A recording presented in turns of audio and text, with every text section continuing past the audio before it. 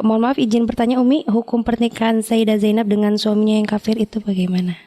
Hukumnya tuh maksudnya pernikahan yang sebelum atau Yang gimana? sebelum, yang suaminya yang kafir. Ya, kalau memang jadi gini, pernikahan kami tadi sudah menyampaikan bahwasanya pernikahan terjadi sebelum Islam datang.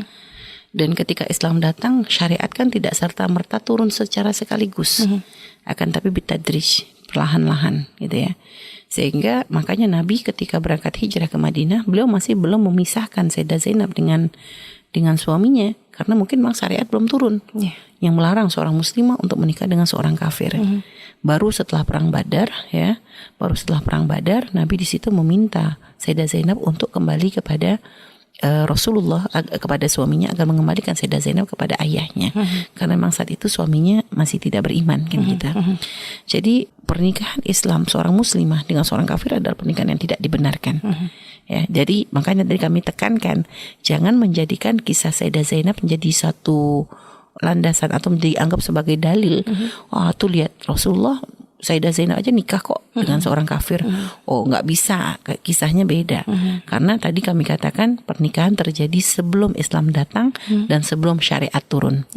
Ya, akan tapi lihat begitu syariat sudah turun, Rasulullah langsung memisahkan sehingga akhirnya terpisahkan. Kalau misalnya ada seorang suami istri tiba-tiba salah satunya murtad, maka secara otomatis itu tercerai. Itu secara otomatis tercerai. Dan kalau misalnya masih berada dalam masa iddah gitu ya, jadi memang akan tercerai. Jadi kalau nanti ada pembahasan tentang masalah pernikahan seperti ini ya, ada pembahasan khusus insya Allah. Jadi kalau misalnya nanti sebelum masa iddah masih bisa kembali, tapi kalau sudah ada maka harus jadi pernikahan baru. Jadi gitu. Jadi makanya tadi kami katakan setelah Abul As masuk Islam, apakah serta merta kembali ataukah ada pernikahan? Makanya kami katakan ada khilaf. Apakah saat itu mungkin sudah turun syariat memang? Karena kalau memang dalam mazhab kita, dalam syariat kita, kalau misalnya sudah lebih daripada masa iddah, maka memang harus kembali menikah ulang lagi. Nah, apakah ini sudah turun syariat itu kita wallahu alam. Karena kami katakan tadi ada khilaf, ada yang mengatakan memang menikah kembali, menikah ulang, ada yang mengatakan melanjutkan dari pernikahan yang dulu.